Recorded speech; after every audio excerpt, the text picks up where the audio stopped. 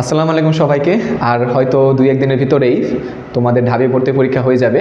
তো জানি না আসলে তোমরা কে কখন আমার এই ভিডিওটি দেখতে পাচ্ছ, বাট যখনই দেখে থাকো, তুমি পরীক্ষার আগের রাতে হোক বা তারও আগের রাতে হোক, যখনই তুমি ভিডিওটা দেখে থাকো, ইনশাল্লাহ আজকের ভিডিওটির প্রত্যেকটা কথা তোমার জন্য খুবই গুরুত্বপূর্ণ হতে চলেছে।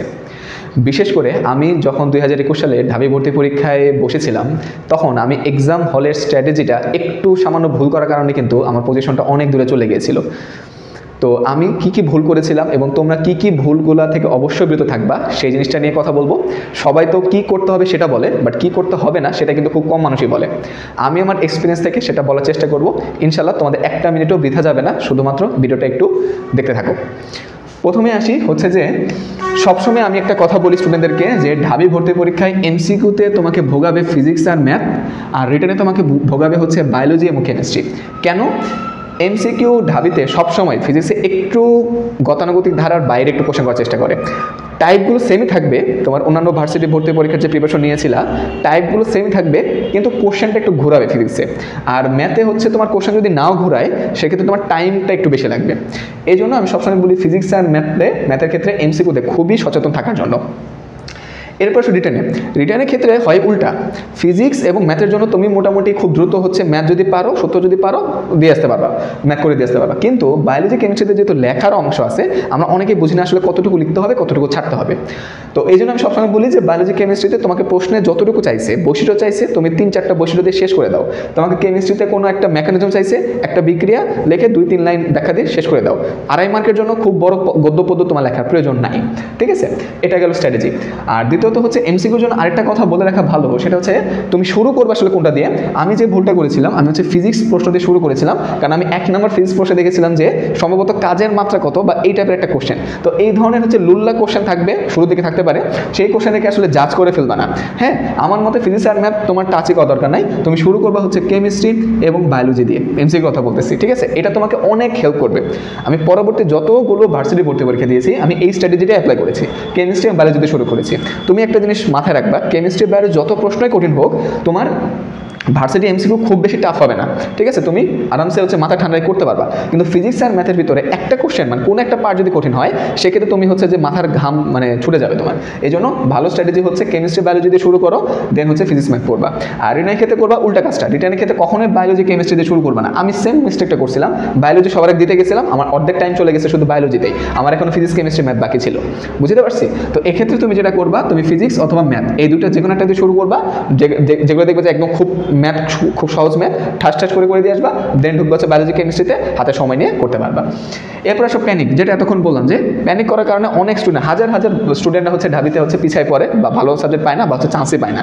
প্যানিক করা যাবে না। তুমি হয়তো কেমিস্ট্রি ধরছো, 2-4টা কোশ্চেন একটু কঠিন হবেই, তার জন্য প্যানিক হবে না। ঠিক আছে, রিটেনে হয়তো তুমি একটা জায়গায় বেশি টাইম নিছো, প্যানিক হওয়া যাবে না। এই জন্য প্যানিক মানে এই জিনিসটা খুব মাথায় রাখবা যে প্যানিক হওয়া যাবে না, এক্সাম হলে প্যানিক হওয়া যাবে না। তোমার সামনে হয়তো হাজার স্টুডেন্ট থাকবে, হাজার গার্জেন থাকবে, তোমার রুমে হয়তো 100টার উপরে স্টুডেন্ট থাকবে, তুমি যেটা কখনো গ্রামে স্কুলে থাকতে কলেজে থাকতে হয়তো দেখো নাই, তোমার সামনে 4টা গার্ড থাকবে, এগুলো আসলে মাথায় নিবা না। ঠিক আছে, তুমি আসছো, তুমি প্রিপারেশন নিছো, তুমি পরীক্ষা দিবা, ইনশাল্লাহ চান্স পাবা। এরপর যেটা মোস্ট ইম্পর্টেন্ট, টাইম ম্যানেজমেন্ট, যেটা আমি হচ্ছে রিটেনে করতে পারিনি। ঠিক আছে, এটা এমসিকিউ তো তোমাকে ভোগাবে, রিটেনেও তোমাকে ভোগাবে।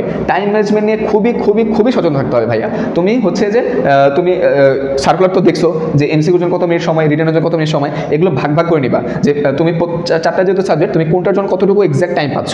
ঠিক আছে, সেগুলো বাসা থেকে হচ্ছে ঠিক করে নিয়ে যাবা যে আমি যেন ফিজিক্সে সাপোজ যদি 40 মিনিট হয় রিটেনের ক্ষেত্রে, আমি যদি ফিজিক্সে 10 মিনিটের বেশি ক্রস না করি। ঠিক আছে, আমি যাতে ম্যাথে 10 মিনিটের বেশি ক্রস না করি। তারপর বায়োলজি বা কেমিস্ট্রি থেকে তুমি যদি সময় বাঁচাতে পারো, বা হচ্ছে ফিজিক্স বা ম্যাথ থেকে যদি সহজ প্রশ্ন আসে, তুমি সেখানে যদি 2 মিনিট বা 3 মিনিট টাইম বাঁচাতে পারো, সেটা তোমাকে হচ্ছে যেগুলো কঠিন প্রশ্ন আসবে সেখানে তুমি ইউজ করতে পারবা।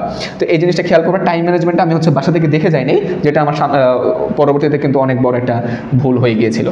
এরপরে কোশ্চেনটা হচ্ছে রান না দেওয়া। রান জিনিসটা কি? সাপোজ হচ্ছে এটা তোমার কোশ্চেন পেপার, তুমি হচ্ছে কি করছো, 1 থেকে শুরু করছো, 1 2 3 4 5 এভাবে হচ্ছে 15 পর্যন্ত গেছো, কিন্তু তারপরে দেখলা কি যে তোমার ঘন্টা বেজে দিছে, তুমি 15 পর্যন্ত কোশ্চেন যাইতেই মানে টোটাল যেহেতু 7টা কোশ্চেন, 60টা কোশ্চেন উল্টা দিয়ে তুমি দেখবে যে তোমার টাইম চলে গেছে।